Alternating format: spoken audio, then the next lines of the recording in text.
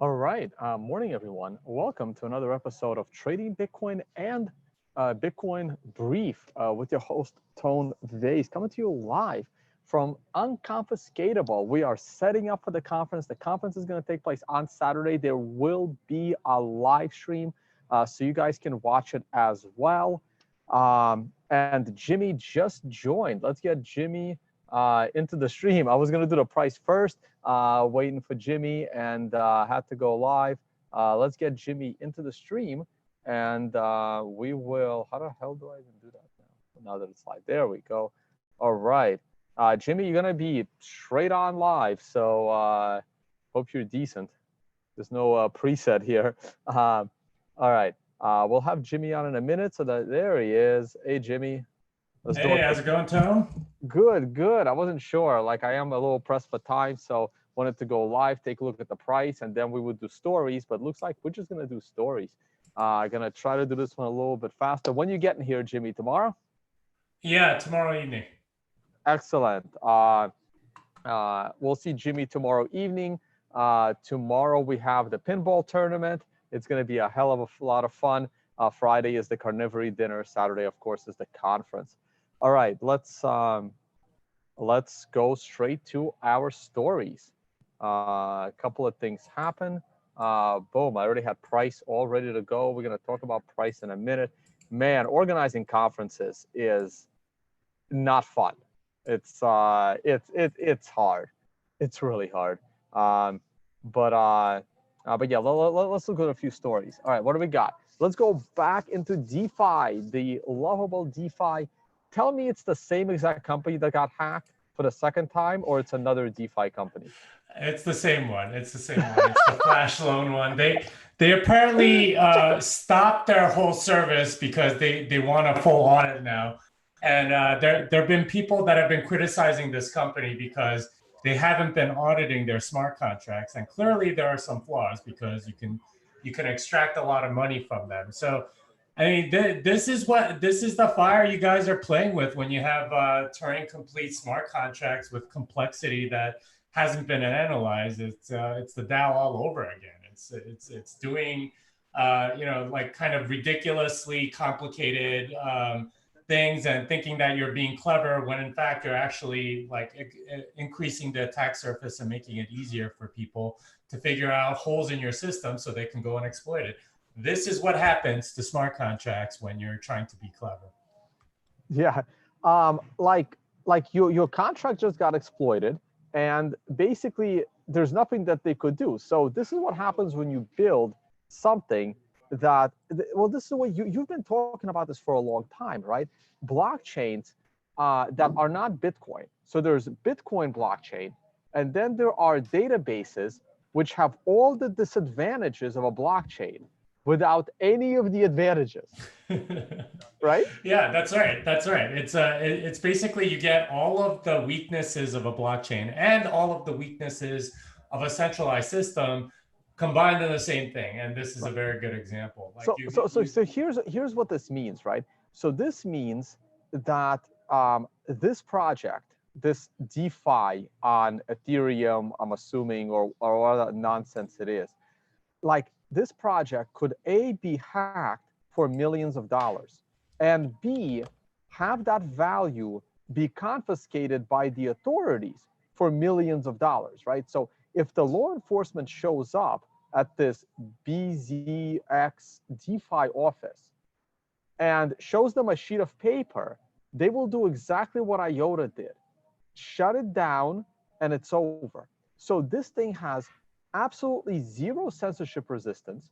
It has absolutely zero unconfiscatability because they can freeze these contracts anytime they want as the creators of the system.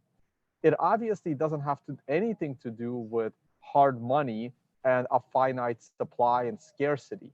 So this has zero advantages that Bitcoin competes with in the ecosystem.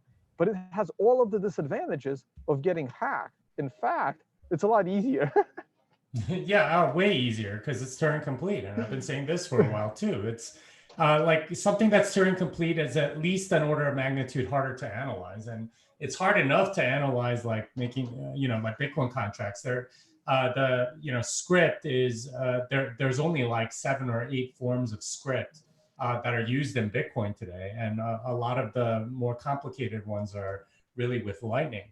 But those have been analyzed like very, very strictly and very, very thoroughly.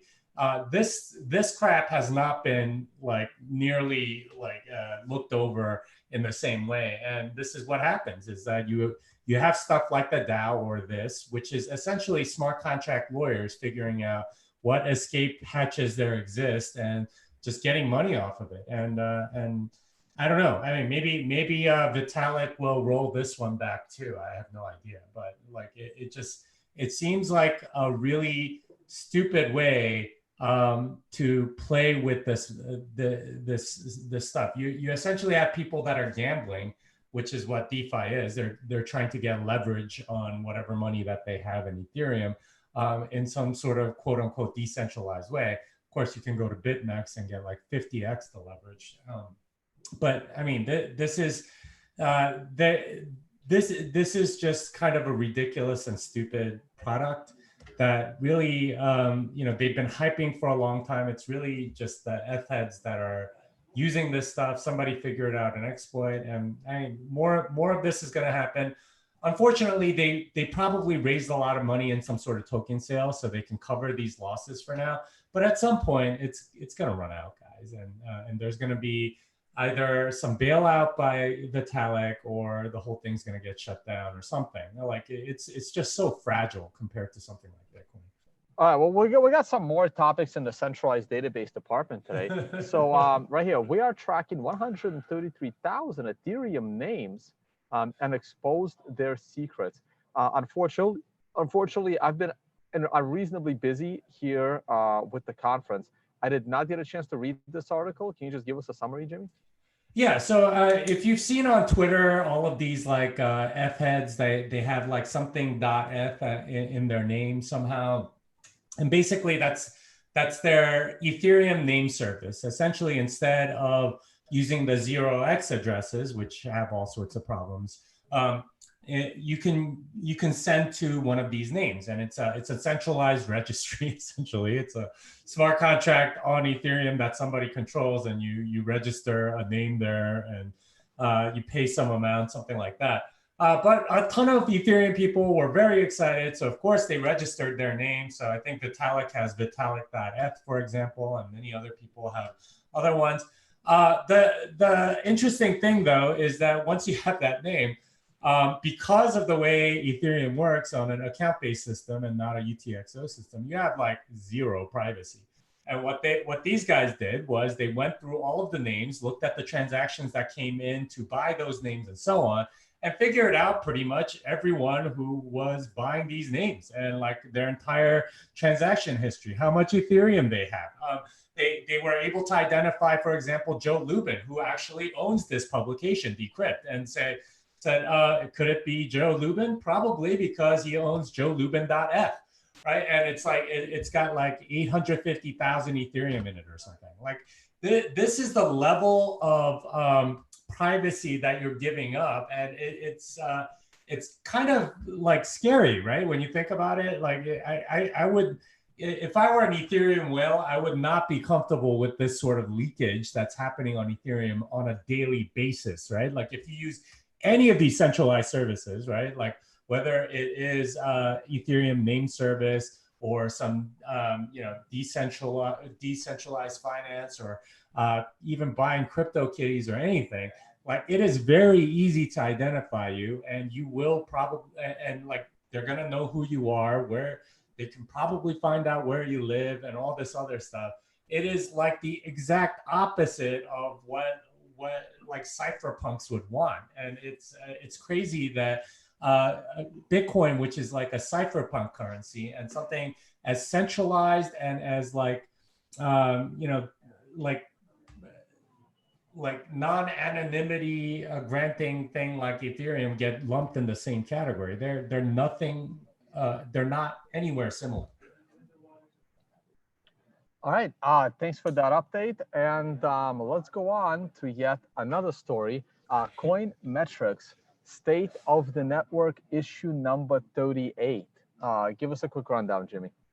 Yeah, so Coinmetrics has been compiling statistics on various coins and so on. And one of the things that's really interesting in this article is the supply distribution of Bitcoin, Bitcoin Cash, Bitcoin SV, XRP, XLM. They analyze a lot of those, and basically they went through and figured out which addresses have are quote unquote whales, right? They have more than 1/1000th of the supply, something like that. Turns out that Bitcoin is sort of like the most well distributed by far. I think something like 11% of the coins are controlled by the quote unquote whales. Something like Ethereum, it's a lot higher. It's I think it peaked at about 60%. Right now, it's about 40%. Something like Ripple, on the other hand, it's like 85%. Something like XLM, it's like 95%. I mean, that's how centralized all of this is, and they're speculating. Okay, that's the influence or the market manipulability of the whales in these networks is that the more supply is controlled by a smaller number of people. I mean, they effectively act as a central bank, right? Like they can sell whenever the price gets too high for them, or buy whenever it gets too low. And essentially, that's I think I mean, if you read between the lines, that's kind of what they're implying here, is that a lot of the prices of these assets are kind of manipulated by the people that control most of it. And it's I mean, this is what it's really no different than fiat money is the conclusion. All right, and let's move on to one more. This one I actually did read, and it was totally useless.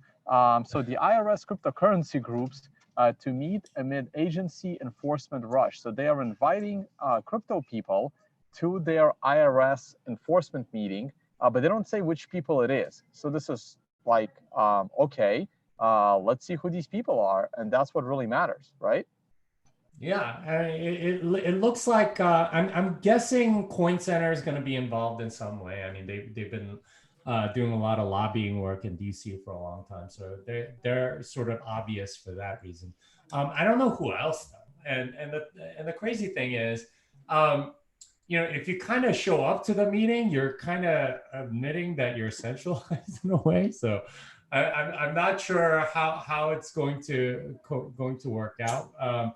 But I mean, in a sense, the taxes are becoming a bigger and bigger issue, and you can see the U.S. government becoming a little more aggressive with, cryptocurrency. Thankfully, Bitcoin is decentralized, but all of those other centralized shit, they should start worrying, because the crackdown is going to get to the point where it's going to be like, okay, the IRS is demanding that Ethereum roll back these transactions because they're avoiding taxes. And I mean, like that stuff is inevitable, guys. And I mean, you can't do that with Bitcoin, but with Ethereum, I mean, you control Infura, you pretty much have done it already. So it's going to be an interesting thing coming to a head, in my opinion.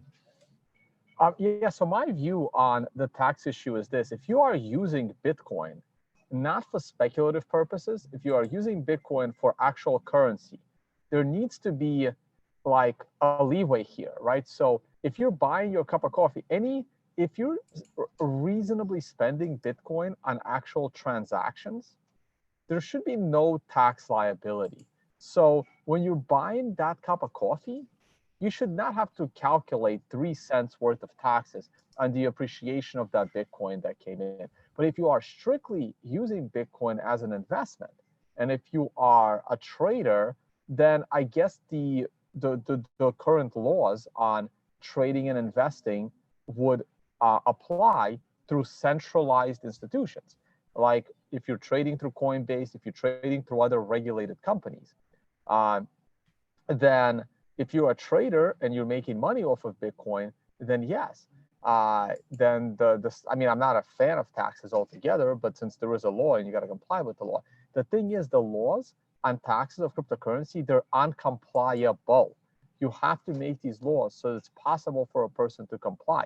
It's impossible to check every single small transaction you have made and calculate capital gains because you held that Bitcoin for a little bit of time. So if you're actually using, like, there needs to be like in the law, there needs to be an inclusion saying any Bitcoin transaction under $1,000 or even under $100 is not subject to capital gains tax calculation. And then you can go ahead and use your Bitcoin freely on small transactions. It will increase commerce. You still pay taxes on that transaction. If you're buying that coffee from Starbucks, they charge you tax. You're still paying a tax, but you're removing the capital gains tax off of small transactions, increasing commerce, increasing economic activity, and raising your tax revenue overall. By cracking down on these small sub $100 transactions, you are actually reducing your overall tax revenue. And this is the stupidity of the tax authorities that just don't understand this very, very simple thing. So that's one thing that has to happen. The other thing that has to happen, how about enforcing some tax revenue on those that are selling their ICOs, right? I mean, that's again, that's that's a current law that currently exists. Like if you're raising money, there is a tax on that. Obviously, that's been ignored. So they're going after the general consumer instead of actually going after following the law that already existed. Look, I'm not a fan of the law, but if there is a law, then people kind of have to follow it, and they kind of have to, like, I can see them enforcing it. So I understand that part, the law needs to be changed. But this idea that small Bitcoin transactions incur a capital gains tax is just ridiculous. That has to go. Yeah, it's yeah, I mean, I never thought you would be sort of like arguing for Bcash in a sense. You're saying like small transactions shouldn't count. I think IRS like there are some ways to interpret their stuff to say, well, okay, if it's under 600, then maybe it doesn't need to be reported or something like that. But yeah, it does make the tax stuff really, really difficult. And I mean, people have given me a lot of crap for saying that you should just use a credit card and then pay it off with Bitcoin when the end of the month comes. But that's actually the rational thing to do if you want to keep track of taxes, given the current regime. It is. It absolutely is. And I mean that's the way you can remain compliant. If you want to like log all of your transactions into an IRS schedule, whatever, then I mean, go for it. But that's not something that most people are willing to do, and it's just not very convenient. And there's a whole other issue, right?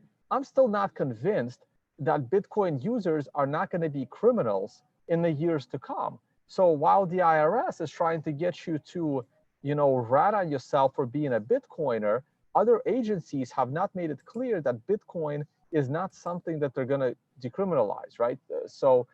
Or it's not something they're going to criminalize one day. So in order for me to really be comfortable with the tax authorities, I would need a statement from like the Justice Department and the Attorney General saying that if one day we do make Bitcoin illegal, anyone that has used Bitcoin or is known to be a Bitcoiner prior to the day of us making it illegal has amnesty, and it's only a problem after that day. Okay, that's the statement I want to see. Yeah, I mean, who knows if we'll see it. I think we're going to have to lobby a lot more people in order to get to that point. All right, Jimmy. Oh, no, wait, we have one more. I tweeted this out this morning. I mean, I just laughed so much when I read this tweet. Did you see it? Well, so I've been following the drama, and I'll probably have something in my newsletter in this coming week. But yeah, this is a big split that's about to happen in BCH. Essentially, the two main clients are ABC and BU. Peter Risen does BU, Amory Sachet does ABC, and they are in complete disagreement about the dev subsidy or what they're calling the IFP, or the infrastructure funding proposal, which is essentially a 5% tax on miners, where they have to give 5% to the development fund, or else they'll be orphaned off. So that change was merged into Bitcoin ABC. Bitcoin Unlimited is refusing. It looks like Amory Sachet is with sort of like the people that funded him, right? Like via BTC, Bitmain, and BTC.top. And then the other contingent is people like Peter Risen, Roger Ver, and others. Although Roger Ver signed the thing, and then he claimed like 4 days later, after defending the proposal for 4 days, that he was never really fully supporting it, and now he's come over more to the BU side. So it looks like it's going to be a big split. It's going to be Amory Coin and Roger Coin, or Peter Coin. I don't know, whatever you want to call it, but it's going to happen. Which side is Roger on? Is he okay? So I'm sorry. So Peter Risen is Bitcoin, is BU Unlimited. Bitcoin Unlimited.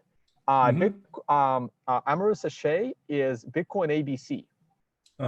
That's correct. And Amory is with the Chinese miners like Jihan Wu and the Via BTC guy and Zhang Zhuer of BTC.top who made this proposal. Roger Ver is with Peter Risen and Bitcoin Unlimited. So it's going to be a split. It looks like it's going to happen, I think like May 15th, somewhere around there. So it'll be right after the halving, it looks like, at least for Bitcoin. And then they're going to go through with it. It's going to be a 5% tax to fund all of the Bitcoin ABC development. Bitcoin Unlimited, basically 10 blocks after Bitcoin, May 15th, whenever that day is, you're going to have two chains. At least the way the two clients work, it's just going to happen because Bitcoin ABC will force the dev subsidy output on the Coinbase transaction, and Bitcoin Unlimited will not accept those. So it'll definitely split. So they've lowered it from 12.5% to 5%. Yeah, that was the latest proposal, and they're doing like a minor vote right now for to see if it'll go through. Actually, no, wait. It sounds like they lowered 12.5% to 10%. 5 goes to one place and 5 more go. Oh no, I'm sorry. It's 5% from new blocks and 5% from transaction fees. Yeah. So it's just 5%. It's 5% of whatever. 5% of the full reward. Yeah. Okay, got it. 5% of the full reward. reward. Hey, Jimmy. So I am frantically on my other monitor. I am frantically looking for this graphic that about a year and a half ago, Roger Ver put out, where it was a side-by-side comparison of Bitcoin and Bcash, where he was, pointing out all the advantages of Bcash.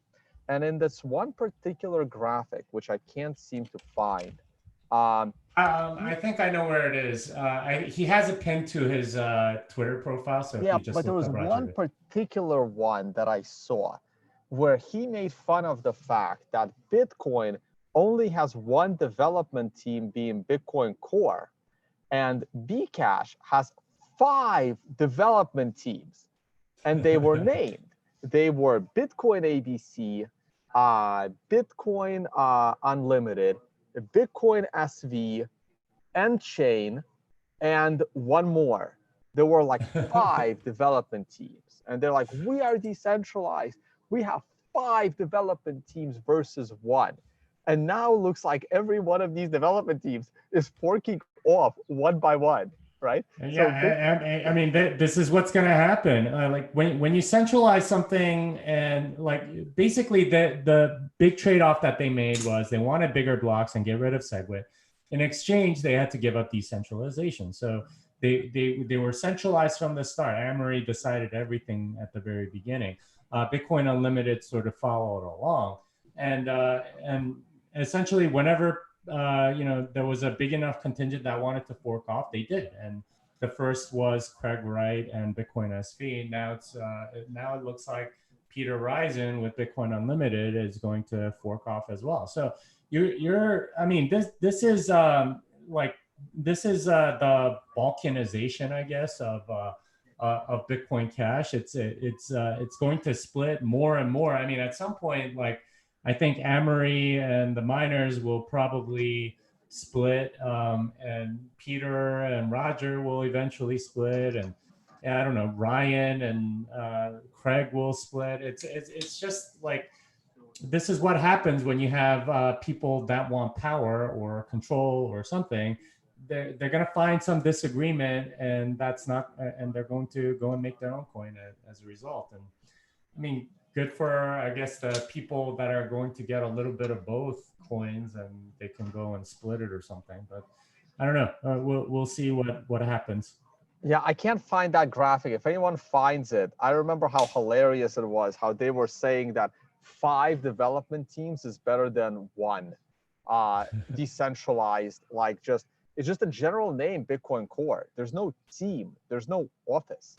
It's just referred to as Bitcoin Core because it needs a name to And that's refer not the to only client developers. either. There's also like Live Bitcoin and BTCD and Bcoin and many others. That, I mean, there's one written in like Haskell or something.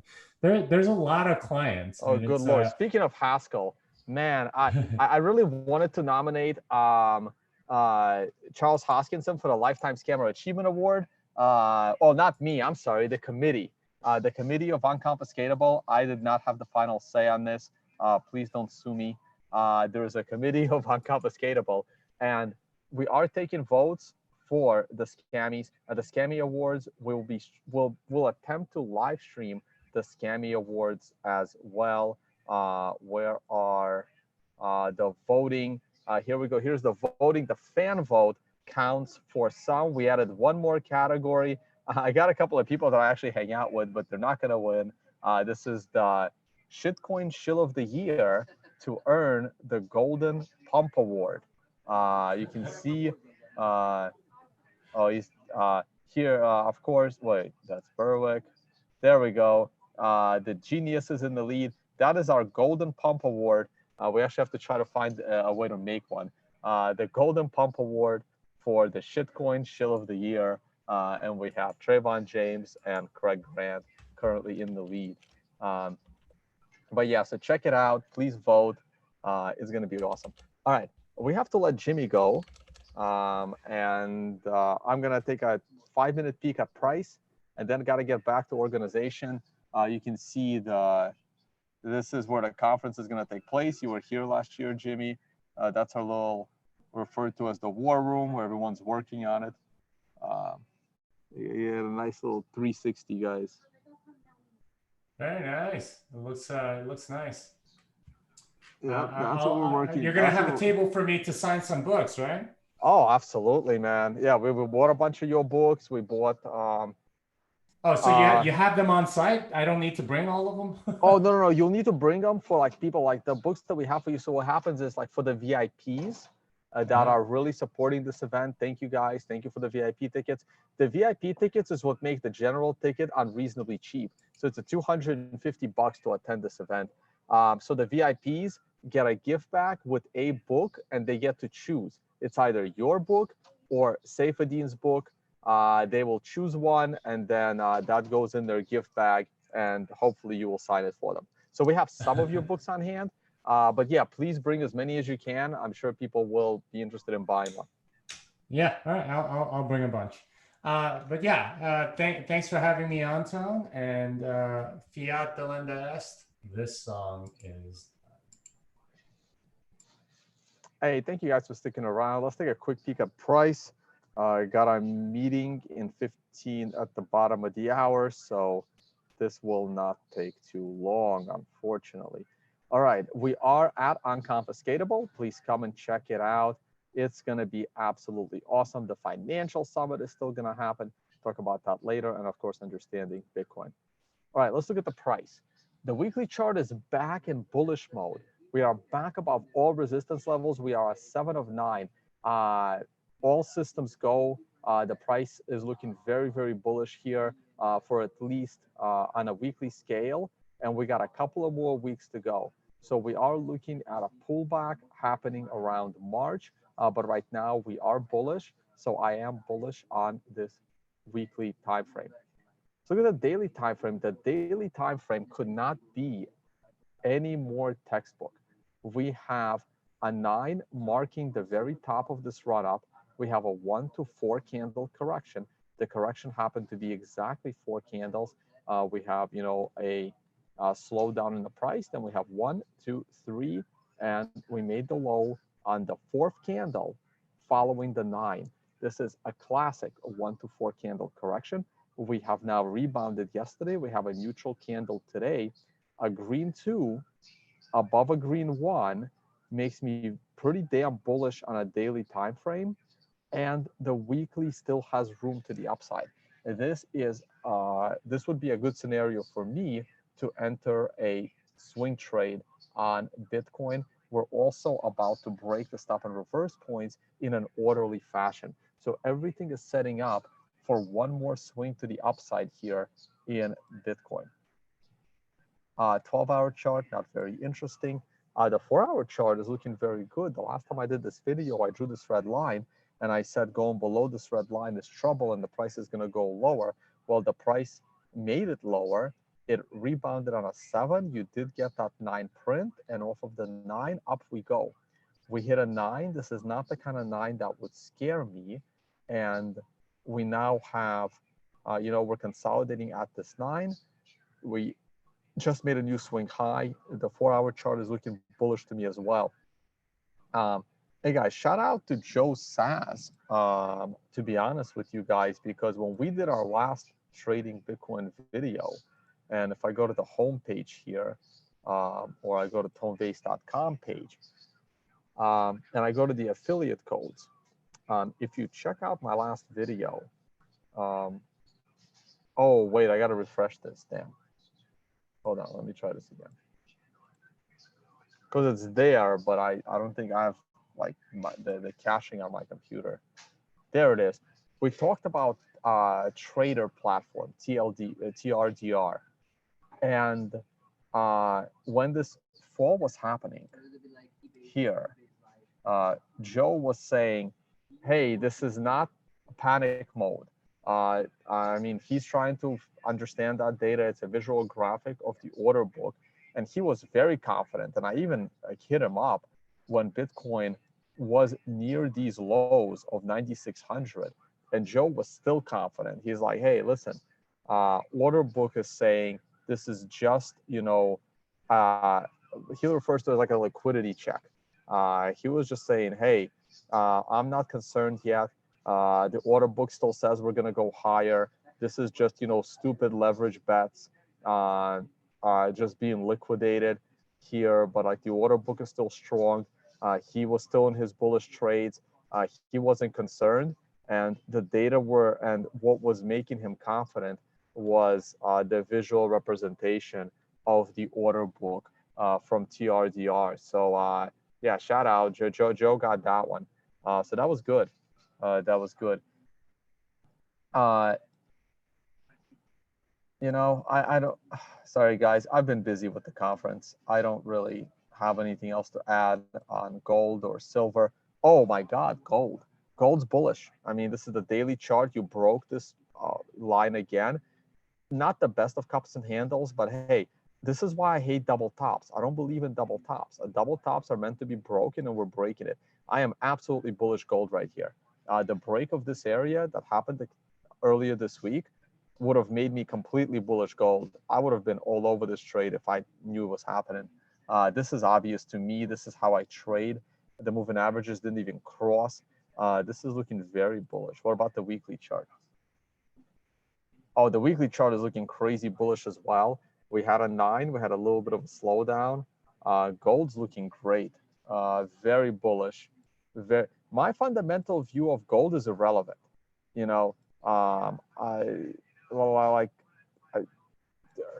Trading an opinion doesn't matter, right? Like I trade charts. I think gold should be under $1,000, but it's irrelevant what I think. Is there a trade? I am happy to take a trade against my opinion. I'm happy to go long when I think the asset is overvalued. I don't care. Like, I think Tesla is undervalued. I think Tesla is always undervalued. It's not even Tesla. I think Virgin Galactic is grossly overvalued. I didn't, but again, I don't know its fundamentals. But I would have. This is not a scary 9 week. Virgin Galactic. That's a crazy chart. I think there was something on Tesla on Twitter as well. I should want to look up Tesla. Like the opinions are relevant. Like what would I do with Virgin Galactic right now? Honestly, I would not be in this trade. I would have already taken my profit. I think this is a little unsustainable. But Tesla, it's a little bit different. All right, what's going on? Where's my stocks? Yeah, I'll reload it. I'm all right with that.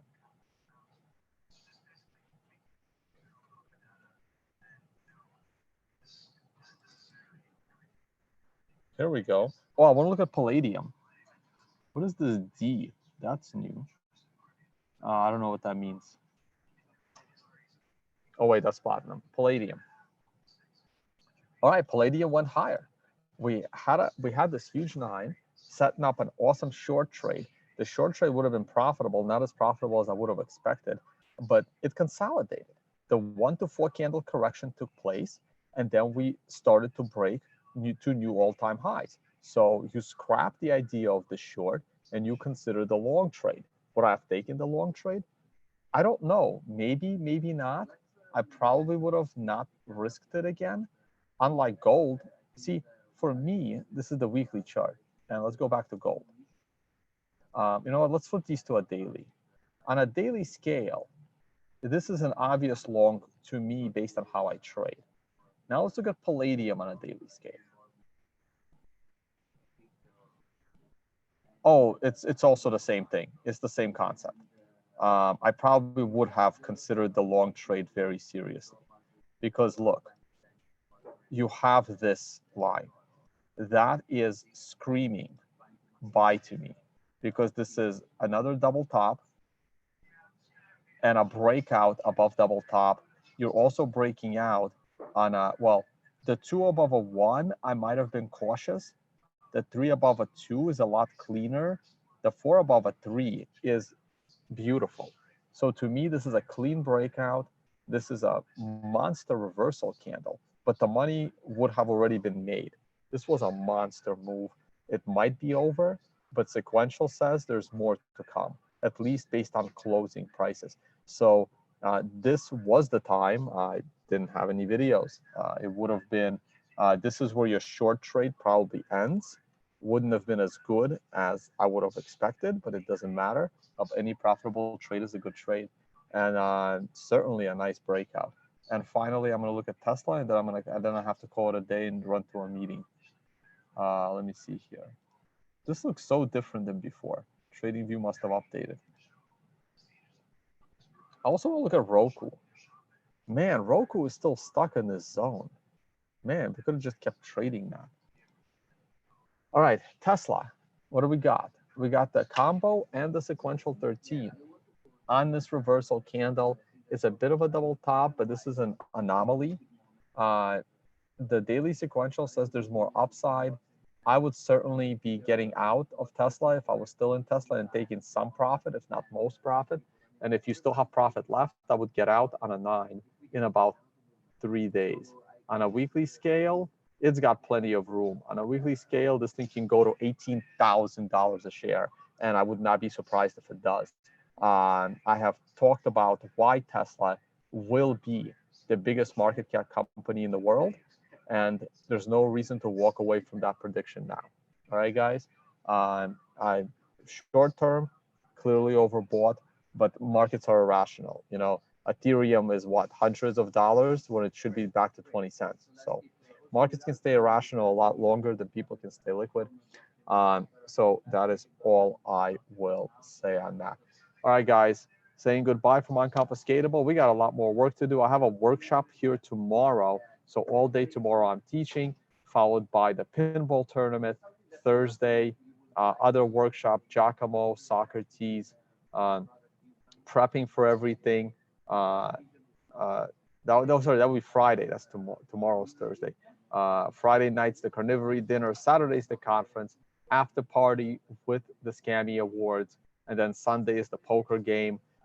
We'll probably move the poker game back to Friday night next year. The event's going to be awesome. Oops, I just killed my the event's going to be awesome. We are close to selling out the event. close to selling out everything actually.